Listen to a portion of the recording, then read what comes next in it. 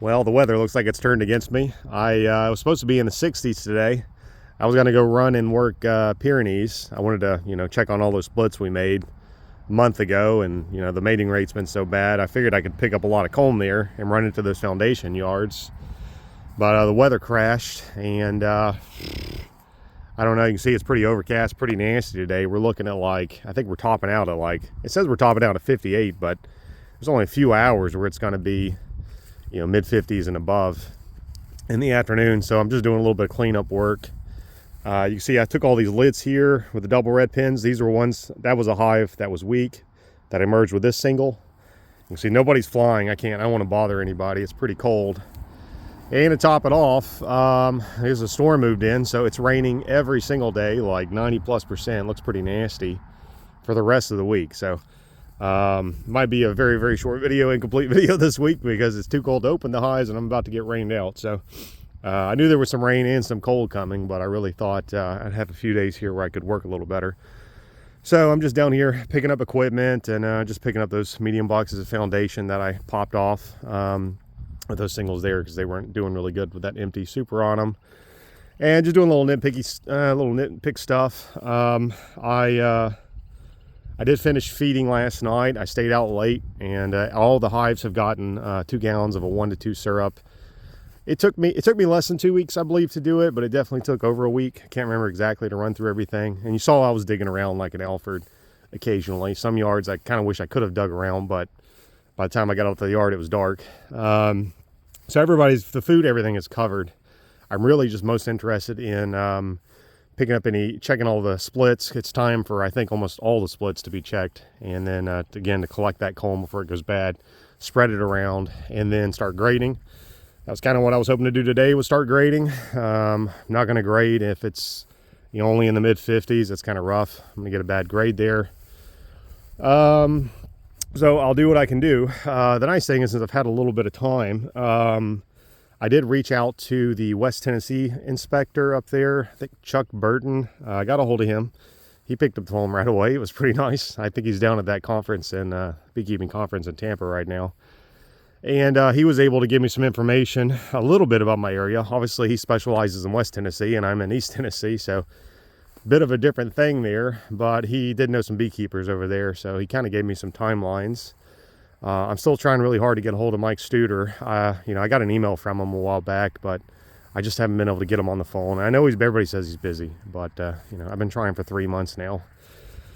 And I know he's specifically in my East Tennessee area, so I want to, from what Chuck was telling me, because of the elevation changes in Tennessee, everywhere, even, an hour down the road is such a massively different microclimate because of elevation that unless you're really knowledgeable in that very specific area that I'm going to be in, it doesn't matter. If I call some guy that's over in Gatlinburg, he's going to have a radically different opinion on what I can do when I can graft and cage queens than, where I'm going to be at just outside of Crossville there. So I know Mike's going to have that information, so I'm kind of dying to get him on the phone. I'm going to keep trying. I still got a little time. He'll get to me eventually, I guess. I hope so. Or he's going to file a harassment claim against me because I keep calling the guy so much. But I'm persistent that way, I guess. But what Chuck was telling me, because my main concern was when can we start producing, cells, queens, nukes, packages. His belief was that we can probably start grafting maybe end of March, And what I did do also after I got a phone with Chuck is I pulled up the last 2 years of historical weather data for my town and looked at it, compared the temperatures to what I know I can usually graft at.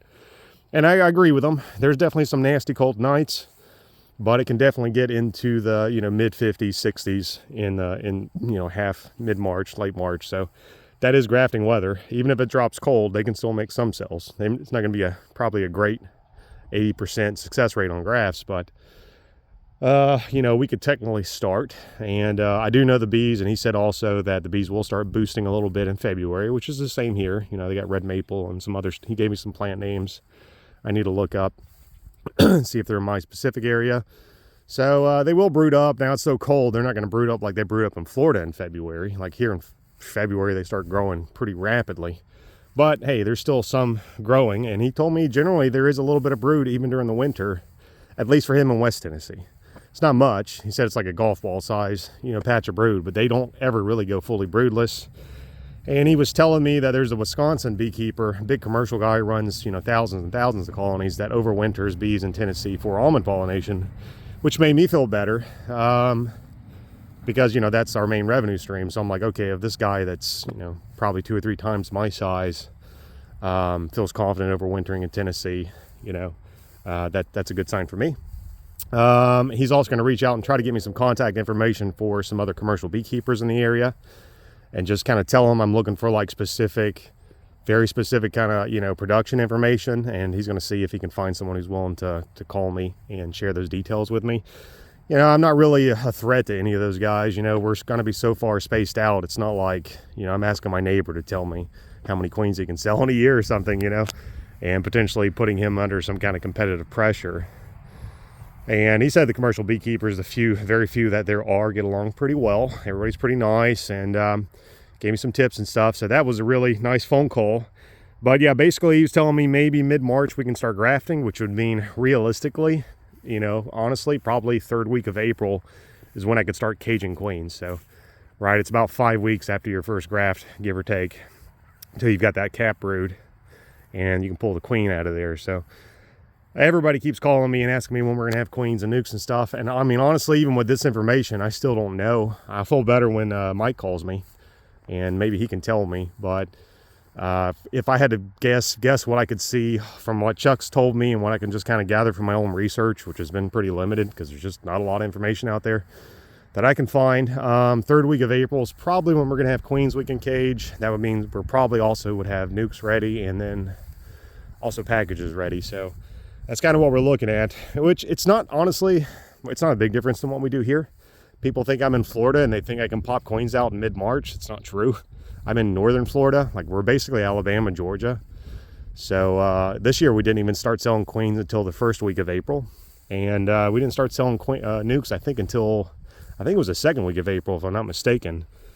And we didn't start selling packages until like halfway through the year, because that's just when we started getting into it. So it's not going to be that big of a difference. There's some customers that are going to throw a fit, I know, my regular customers, because I know what they do. They buy large quantities of queens, they drop them in nukes early, and they sell them because they can't raise the queens, but they can pull 3 brood, 2 honey, throw it in a corrugated plastic box, drop a queen cage in there, and sell it to a customer. And I know that industry wants super early queens, but it's just not going to happen. So I already kind of made my mind up that we're not going to be taking any orders or reservations for next year either, until I get up there, until I see the queens are good and I start caging. Then we'll open up orders. So because I can't promise anything. I promise somebody, 2nd week of April or something, I got a queen, and ends up being, 1st week of May, they're going to be ticked off. So it's going to disrupt some of our revenue stream, because I'm sure we'll lose some customers, and it's going to be a little bit hectic. But I would rather tell somebody I can't do it than tell somebody I can and then end up with egg on my face and tick them off and burn a bunch of relationships day one. So for the people who keep asking me, this is just a ballpark, and it may very well change. I'm still researching it. Probably 3rd week of April, queens, nukes, and packages. I know we're going to have nukes and packages all the way through the end of May. I'm probably going to shut that down by the end of May. That's kind of my rough schedule I'm thinking about.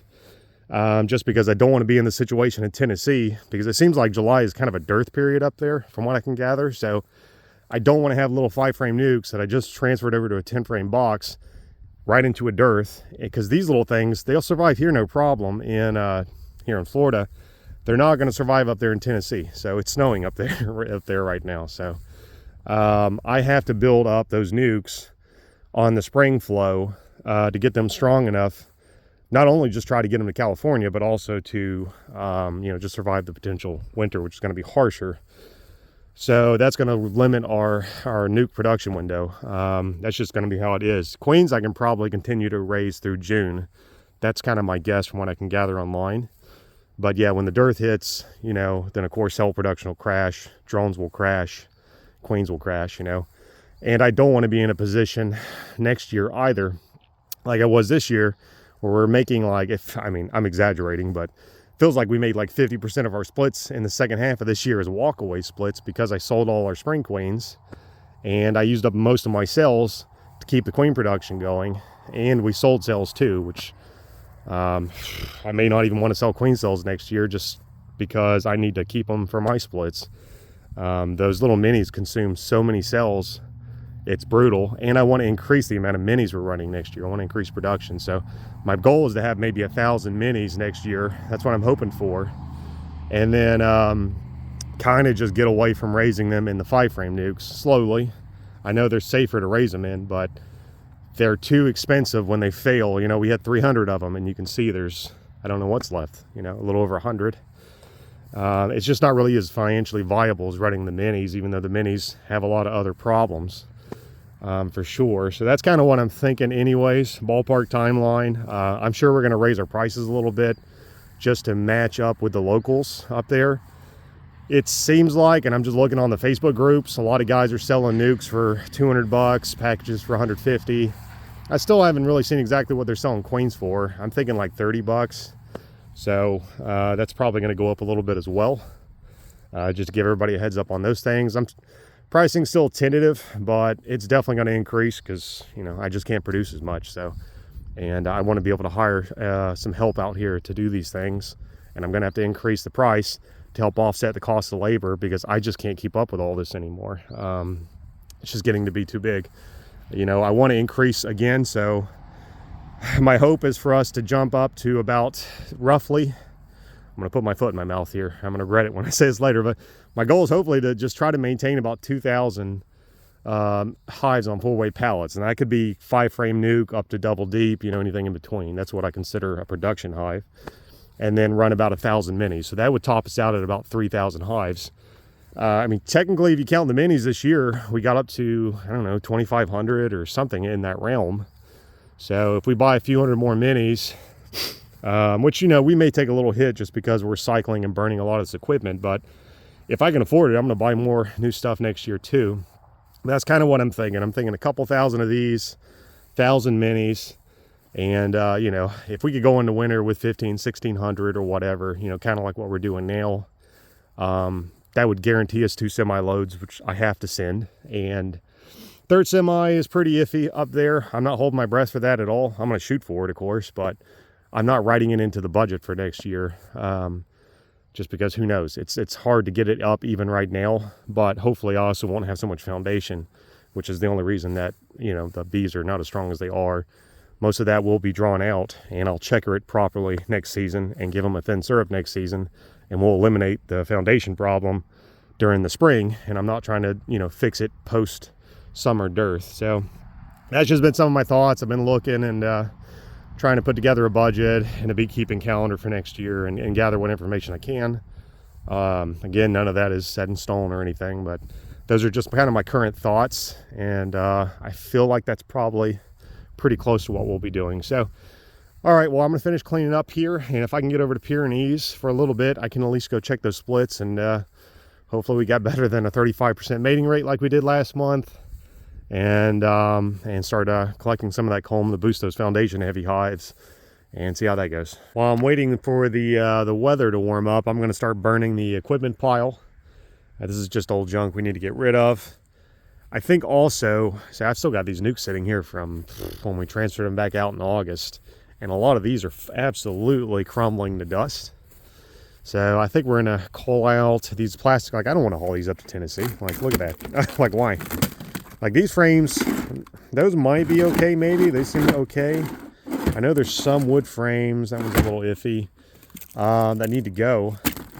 I know we've had some of these boxes that had just, I mean, they were falling apart with the poor bees in them. So I didn't like buying this off-brand, but like this junk, see, this has got to go. Do I want to haul this to Tennessee?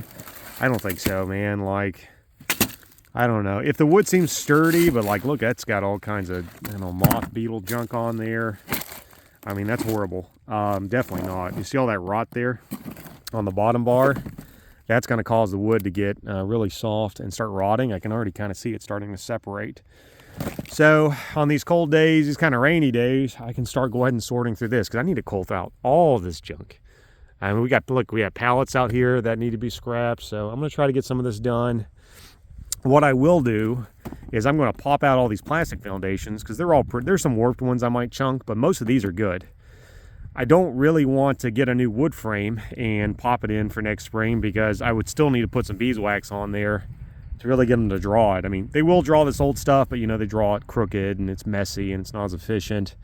What these things are really good for us, and what we learned this year, is for all these minis, if I can cut out a small square and use it essentially as like a starter strip, or, you know, or just a foundation, I guess, really, and glue it into those mini frames, they draw the frames much, you know, they draw them correctly. You know, if you have a starter like with this or a wax starter, they'll draw them horizontally, which is the way you want, right? And if you don't, and you just have the empty plastic frames, a good portion of the minis will draw the comb vertically across all 3 or 4 frames, whatever size your minis are.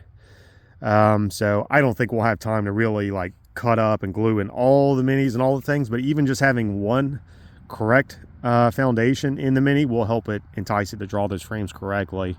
So I can still salvage this stuff, and that's great, because it's, you know, whatever, I don't even know what these things are anymore. They're $2-3 a piece, and I'm sure I've got, I mean, look at this. I mean, all that, how long has this been sitting here? I'm sure I have thousands of foundations I can pop out and salvage.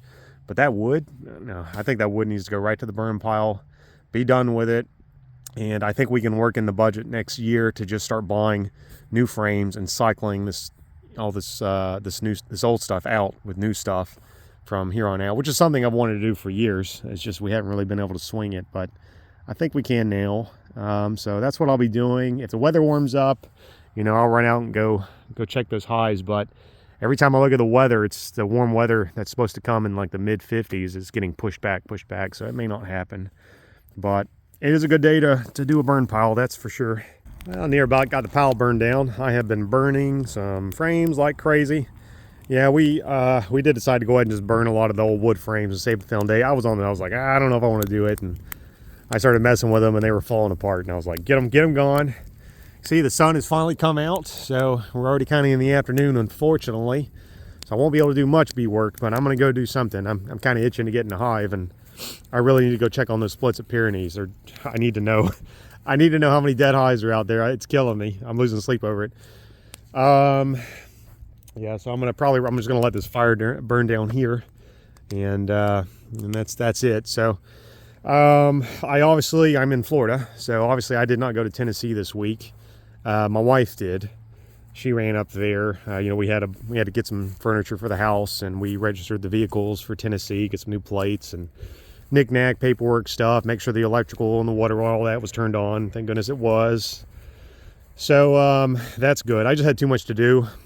You know, I had that podcast interview with Brent Nixon on his podcast, Breeding the Honeybee, on, I think it was yesterday, 2 days ago. So I'm sorry if anybody tried to join that live stream. It crashed on us when we tried to start the live stream, and it failed. So he had just ended up recording the audio. We had some video issues too, I think. So he recorded the audio. I think he's going to release it on his podcast in February. And I guess that's better for him. So I'll share that on my podcast YouTube channel when he releases it.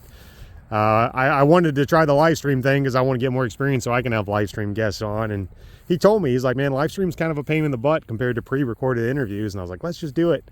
And of course, he was right. It completely crashed. And I was like, oh, man. But, you know, hey, live and learn.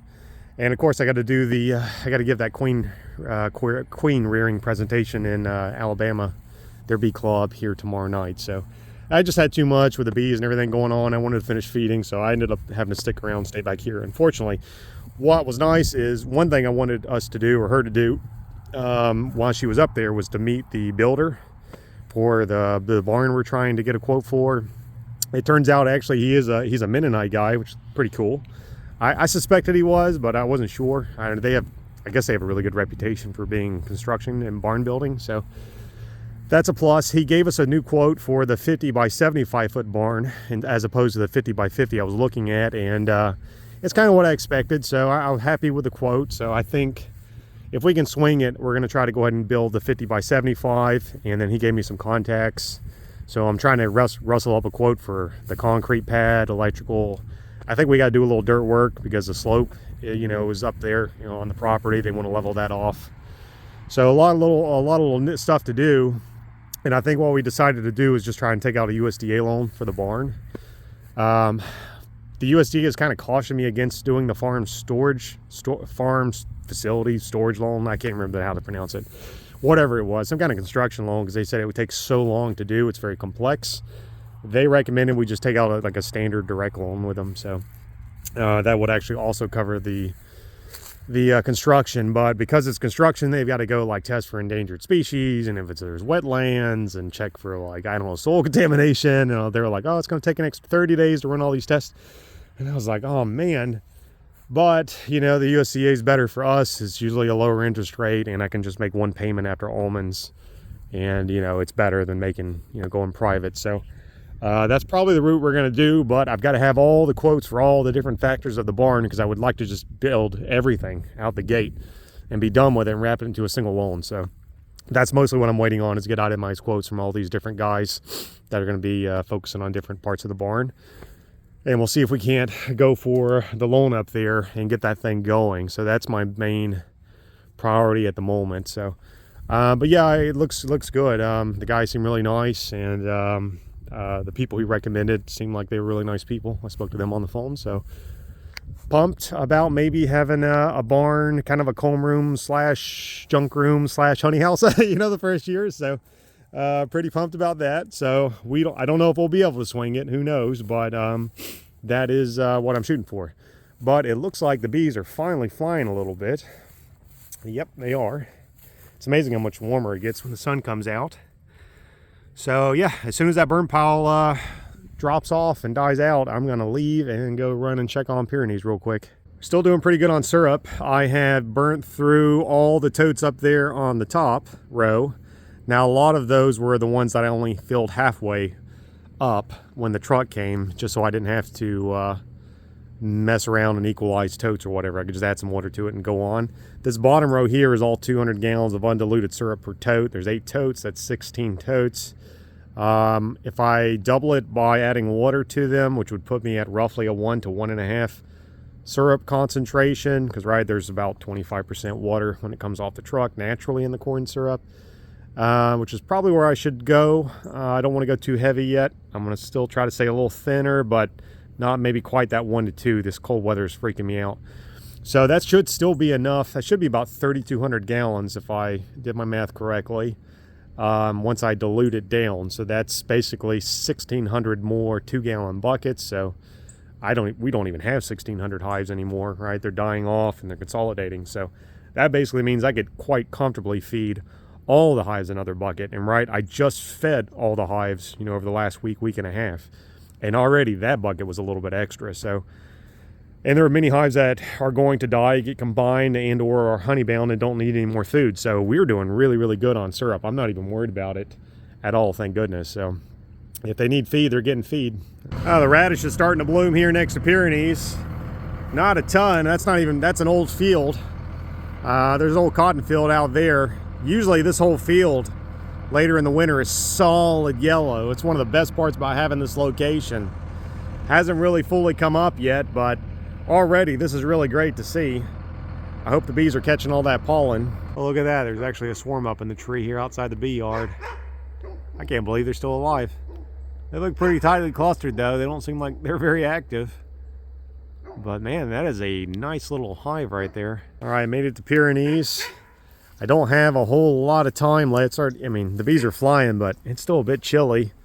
I don't want to open them if it gets too close to sundown, and the sun's already kind of heading down. So I'm going to do my best to check the flag colonies, the splits we made. I believe there were 24 splits here. We made them anywhere between 2 and 6 brood. We were trying to make them strong, but I remember when we ran somewhere around here, we actually ran out of brood. This poor yard's been gutted so much. Obviously this was the yard that we got consistently 50% mating, I think, until a couple months ago. Then it dropped to like 35%. I remember we even dropped mated queens in that time. So it's going to be pretty bad here, I suspect. And I think I did put a few mated queens in here and cells, but some of these were also basically just walkaway splits. So not great. I did swing by and fill their buckets up with a 1 to 2. about a week ago. This is one of the earlier yards that I ran out and fed. Oh man, look at this. Looks like they're bringing a lot of pollen. Are they? Of course, they're not going to do it now, but I saw them hauling in some pollen. It looked like that mustard pollen. I see them bringing it over there too. That one actually looks like it's bringing in quite a bit. It's a steady little supply anyways. Yeah, now they're doing it. Okay, girls, let me show some of that. They're bringing that in. That's great. I mean, that should be the radish that's out there.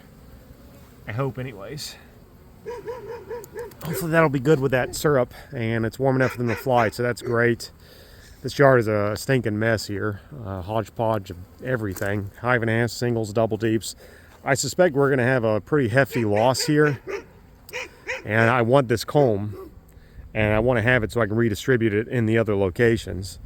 And I just want to tear the band-aid off because I know I'm going to get really depressed when I flip up all the dead hives that I'm sure are here. And I suspect the splits that did take, I mean, there's a whole pallet there that was split. Jeez. I suspect the ones that did take are going to be pretty darn weak.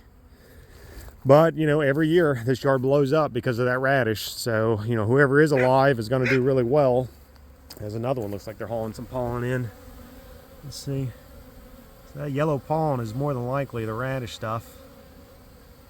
Oh, they got nice little chunks of that stuff coming in. I really hope that then feed's going to help. The good thing is most of this yard is calm. There's very little, if any, foundation here. I think there was a little bit somewhere in this middle section. This has always been the worst section. I'm not going to have much time to do anything else. There's some more money leaking on the ground. That's nice. Oh, fantastic. Yellow jackets over here too. Man. All right, well, I don't have a lot of time. I'm trying to make this quick and just pop them open. I just want to see if they're alive. At least the flags. Throw them on the truck. The ones that are dead and get out of here. I forgot that I still have some stinking triples here, man. These are combed too. I think that's what it was. They had either drawn the foundation or they were dead out. I don't even know what I'm going to do with that if it's calm when the bees are up there. I don't know if I have enough time and temperature to redistribute that stuff.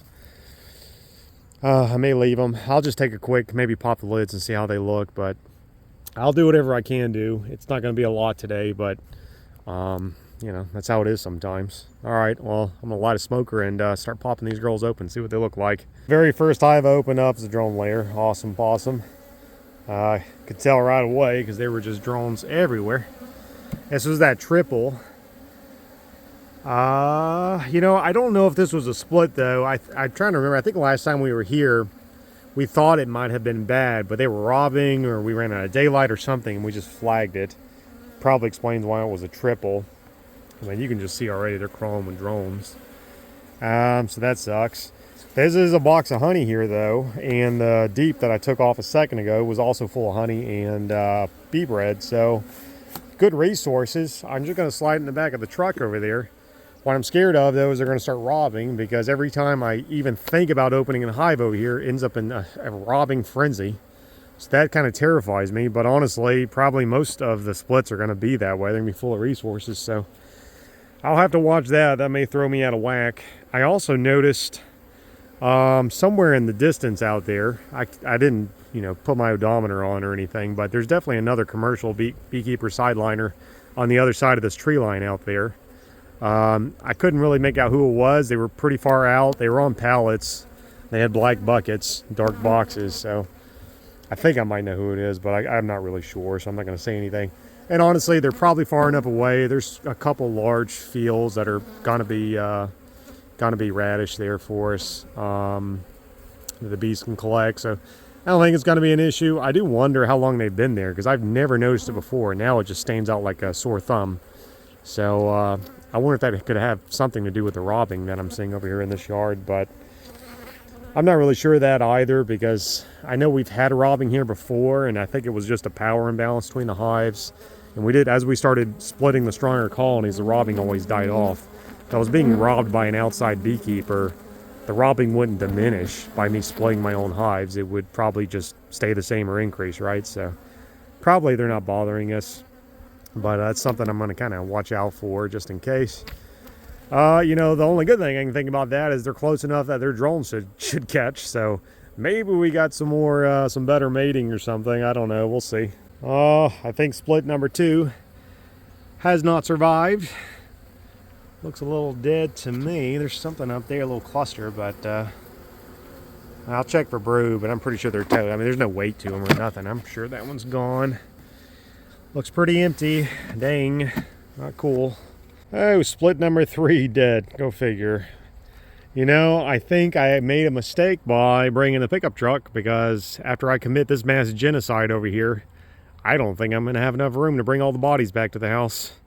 Here's split number 5. Out of all 5 have failed so far.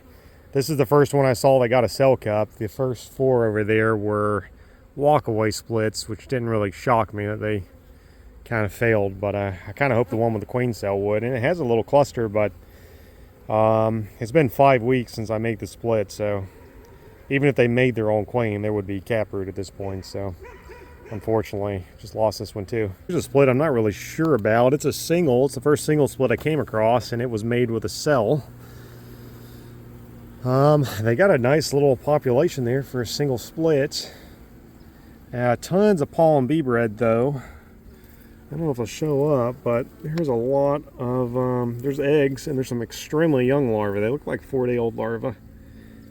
A lot of the cells have a couple of eggs in them, which kind of makes me want to think it's a laying worker. And again, it's been 5 weeks. This thing was made with a cell. Now, it's possible they had a queen and she swarmed, died, absconded, whatever the heck, superseded, who knows. Strange that there's no caproot or any later stage larvae in there. Bees don't really seem hyper stressed out or noisy or anything. I don't see them trying to raise more cells off the eggs and larvae there like they sometimes do with laying workers. You know, sometimes it'll look like there's supersedure cells all over the place, which they can't raise, obviously, without a mated queen. I don't know. I'm a little unsure about this one. I could not find the queen in here. Usually these laying workers are pretty darn mean. I don't know, just so much bee bread. I don't know, you know what, this one I'm going to leave flagged. They're a bit honey bound, which kind of makes me wonder if like they queen took and then she swarmed out of there because they were so packed full of honey. This whole yard's been pretty darn honey bound in general. I'm just going to leave them be. I would like to kind of give them one of those dead outs, but if they're a laying worker, they're not going to do anything with it. And I'd rather, you know, take it and use it somewhere else that I know is queen right. So I'm going to leave a flag on this one. I'm just going to write today's date, write laying worker, question mark on there, so I'll know to check it next time. But if I had to take a wild guess, I'd say it's a laying worker, but I'm also not confident, so we'll leave her as is for now. Well, ran through the first 8 splits on this side of the row, which was my side that I did, and pretty much 100% failure. There's that one laying worker. I think it's a laying worker. I'm not sure, but even if it's definitely not 100% queen right. Something's up with it, so I'm gonna call that one a bust too. So yeah, total loss here. I see some of the hives don't really have a lot of activity at the entrances, but I don't have time to really check the non-flagged hives. I'm also running out of room in the truck, so that's the only one that's kind of iffy. Maybe. It's ugly anyway, so that really is sad. But you know, I am not even remotely shocked at this point. If you've been following this yard for a while, you knew as well as I did when I said Pyrenees when I was getting into. So mass grave side over here. All right, well, I'm gonna get into this side of the yard, which I'm really terrified of, because you know, we have a whole pallet of splits there. That one's probably a complete loss.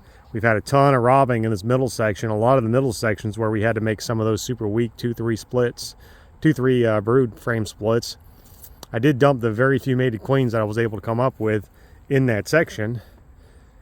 And I think this whole section also got cells. I think my side is mostly where they did not get any kind of queen or cells. But even the ones that did have cells over here, and there were maybe 3, they were still dead. So I'm not holding out hope. So Gonna be a lot of empty spots over on this side of the yard here in a minute, I think. Hey, first hive here on this 4-way total rebuild, must have failed multiple times pallet is queen right. Kind of cheated though, because they got a they got a mated queen. But just goes to show, maybe I can keep this yard alive had I set aside enough mated queens this season. I'm really gonna have to make an effort to keep some queens back next year for myself. I'm sure we'll have some bad mating yards over in Tennessee too. I mean, you always do.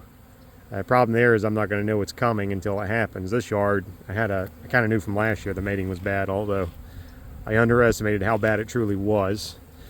The other nice thing, I guess you'd call nice thing, is there is a medium box of foundation on this colony. So since I've got about 10 billion boxes of comb and resources on the back of my truck, I can give them a nice medium box of comb full of honey and bee bread.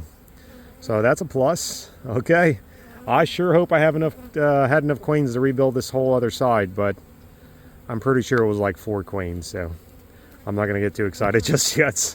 Sadly, the hive next to the one with that mated queen that I had installed is also, you can very clearly a drone layer there. Total failure there. No queen installed, no cell, no nothing. It was just a walk away, and they've got some really bad bird comb there. That whole frame's got to be scraped down, so I can't even use the frame of honey here. Man, that's not nice. There's another hive on the that 4 pallet, that pallet there that was all splits. Obviously, they got a mated queen as well. Got my little cage. You know, I've got a question mark on that cage, so that means I probably was doubtful of the quality of the queen when I installed her, and I think I may have been right. Movies.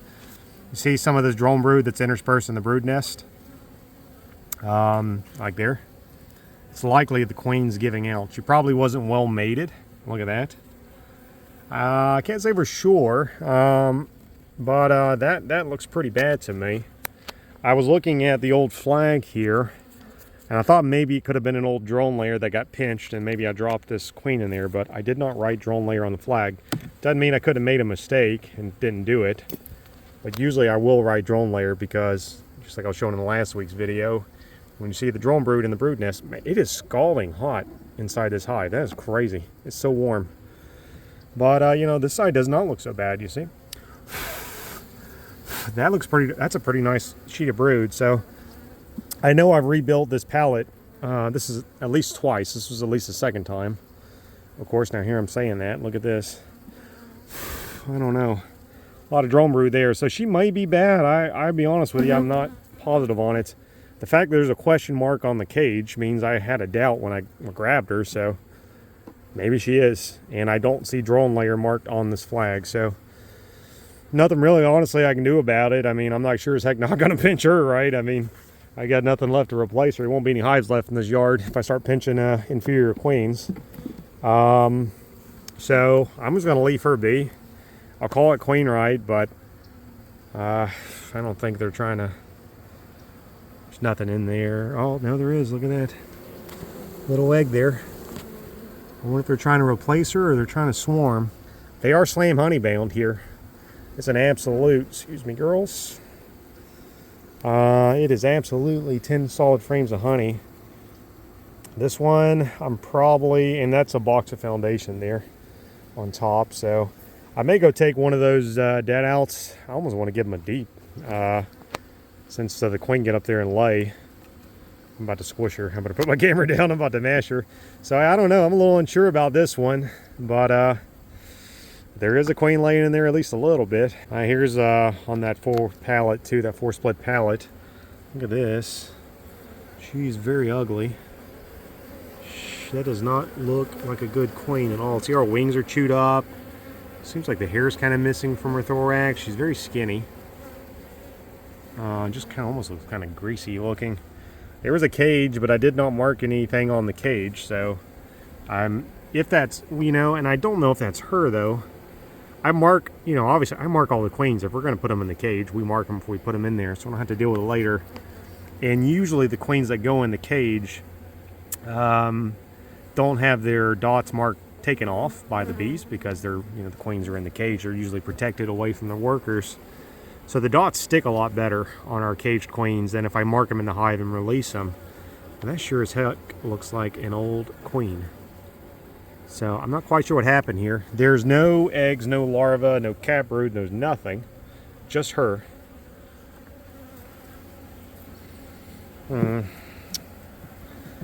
you know, it's not a bad little population there. I mean, when I opened it, I was like, oh cool, another queen right hive. I saw the cage. I was like, sweet, 3 out of 3, awesome. I don't know quite what happened here. If she died, did they make another one? Is that just a virgin?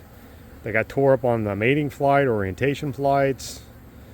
Yeah, is it one of these hives out here that got robbed? Because there were some that got robbed. Maybe it was a hive that got robbed, got absconded, jumped over here, or was failing, jumped over here. I really have no idea. So they've got a good population, and there's that weird little queen, whatever she is. If there was maybe some brood, I don't know, I wouldn't pinch her. Why would I pinch her in December? That would be stupid. I don't know. I really don't know what to do with this one. I'm going to leave it flagged. And it's going to be kind of like that laying worker one over there. I'm just going to come back and look at it, but it's probably dead. That queen just looks really, really nasty, and there's 0 brood. But outside of that, the hive looks pretty good population-wise. They're not upset. They're not stressed out. I mean, they don't look bad. Honey bound to death, for sure, like most of the other ones, but I don't know. I won't flip it up. I won't combine it. I'll leave it. I'll just kind of write maybe like virgin / bad queen, today's date on the flag. That's kind of my guess. And, I'll pick it up next time more than likely. All right, this little single here was made with a queen cell, and it definitely took. She's got a nice pattern. I'm looking for mites too, because I remember in this middle stretch here, not only were they bad for robbing and weakness and every other possible thing under the sun, they had a little bit of mite damage last time I was here. But man, that brood sure looks nice and pearly white though, doesn't it? Not seeing any disease, which I'm only just beginning the row, so there's plenty of hives to go through. But hey man, it's nice to see at least one of the queens went on her mating flight and survived. That's good. Now this is a shame. This was a hive and a half split. It was made with a cell, and one of the first frames I pulled out, I saw the queen at first. I was like, oh, she's big, she's beautiful, she's that nice orange color that I like. But look at her walk. Legs are broken. She's been damaged. There's no eggs in this hive. There's no larvae in this hive. There's no nothing. There's maybe 3 frames of bees, maybe even 2. Full of bee bread, full of syrup. I can see she looks like a brand new queen, but she's too handicapped to lay eggs. I don't know if she's mated or not. She could be a drone layer if she's not laying anything, but she could just be so beaten up that she can't physically lay eggs as well. So I'm gonna have to pinch her, and this hive's a goner. That's a shame. She's so pretty. It makes me sick, but she's not going to get any better. All right, finished Pyrenees Yard. Went pretty quick. Just checked the flags. Just in time too. Starting to get to be sundown. That way there's still a little bit of daylight, so the bees can hopefully regain some of that heat that I caused them to lose when I cracked them in half. And the bees are just stopping to fly, it looks like. So good time to be finished up. I already did this first row here. It's, it was the 8 splits here, 100% failure. That one maybe laying worker, I'm not really sure about.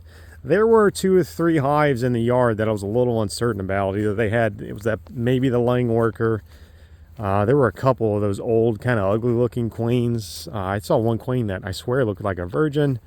I really wasn't sure.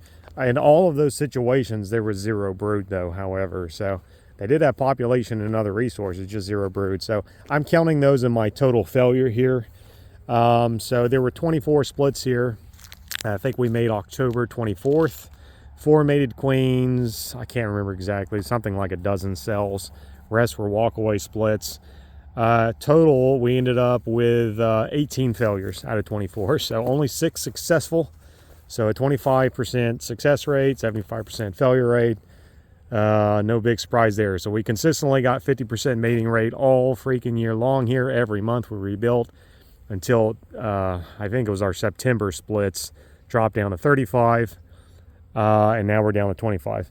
3 out of the 4 mated queens took. There was one that looked a little iffy. I don't think I left her as kind of a bad one too. If I think that they were bad, I'm counting them as in the dead, and because honestly they probably won't make it, but I wasn't quite ready to fold them up just yet. So if the splits were successful, I put the flag on the outside here because I still need to come around, and I really need to queen check the entirety of the yard, because we split every single hive here last time. So it's possible we yanked a queen, pinched a queen. There was a swarming, I remember, so there could be a absconding. They're very honey bound, so I don't know if I should have given them this bucket or not. That could have, the splits needed it, but the queen ride hives, I don't know. So I hope that didn't trigger more swarming or something. I don't know. If they've got room to lay, it'll be really nice in line with the radish. I know I keep calling it mustard. It's so hard for me to say radish. The radish out there. So I don't know. I need to dig through them though and really see. A lot of this yard is not going to need another drop of syrup. I think even some of the splits, because I gave them the dead out comb that was basically full of honey and bee bread, they're now kind of sort of honey bound in a way, artificially, by me making them that way. I had so many dead outs that I could not fit anything else on the truck safely. I didn't bring any straps with me, so I can't really stack anything above the tailgate, or it's going to blow off going down the highway. And been there, done that, don't want to do it again. So I'm leaving some of the hives here, the dead out. So if the flag is in the front like this, I'm leaving it. That way, if I get a break in the rain in the next few days, although it looks like we got a nasty storm about to hit us, I know I can just come, snatch this thing off, throw it on the truck, and take it wherever I need to take it. I'm really thinking a lot of the singles back on the farm can use some of this stuff, because I merged the weak ones together. I still haven't checked them since I merged them, but they could probably use like a medium box of of goodies pretty much. So all those are going, and yeah, and of course the triples something needs to be done with those. I didn't check any of the queen right ones. I didn't check the triples outside of that one over there that was flagged, that was a drone layer. And I forgot to bring my ant poison, so could have done that. I always need to have ant poison with me this time of year, because that's unacceptable in California. They do not want ants over there. So I'm trying to kill ants every day, although it's like whack-a-mole. I kill this one, another one pops up next time I come. But I don't know, it makes me feel a little better anyways when I do kill them. So yeah, I'm not going to feel totally good about this location until I have time to go through and queen check everything. But I'm assuming the queen right ones are pretty, honestly, the splits, the ones that took, looked pretty darn decent. So if the queen right hives are looking at least as good, then I feel pretty good with the thin syrup, the radish coming in.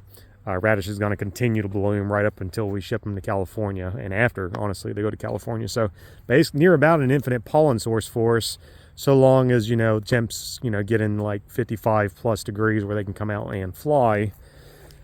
And again, the yard usually does blow up in the winter, so whatever is alive is good. I did not see any sign of mites, but I only checked the flags. I was obviously going as fast as I could, and the splits were the least likely colonies to have mites. Don't see any major piles of dead bees or anything anywhere around here. So like I said, they were getting a little bit of a concern last time I was here, but they weren't out of control. But always get scared when they have a lot of protein coming in, because obviously the queens are laying, and that's going to boost mite production as well as the bees. Other than that, yeah, honestly, I wish I could say I'm upset about it, but I'm not, because we all knew this was happening. And at least I know what's here, at least kind of sort of, at least concerned with the splits. I'm only going to hopefully have one more major big die-off like this as far as splits go. I think it's Homestead. My Homestead yard has got like, oh God, I think we made like 30 splits there. So it's probably going to be a similar scenario. Unfortunately, I was stubborn and had to make the splits, but we'll see. Yeah, that's it, guys. So if I got some good weather, maybe I can come back, film a little more. If not, that may just be it, just because I don't know if I can work hives for the next few days, and I'll be locked in. And all right, well, that might be it. And hey, at least we ripped this band-aid off here, and just took the hit. I can scratch this off. I know what I got, kind of, sort of, minus queen right hives that may or may not have also died. But hey, I can only do what I can do. All right, we'll talk to you guys next week, unless Mother Nature lets me work a little more, and I'll talk to you guys later. Thanks, bye.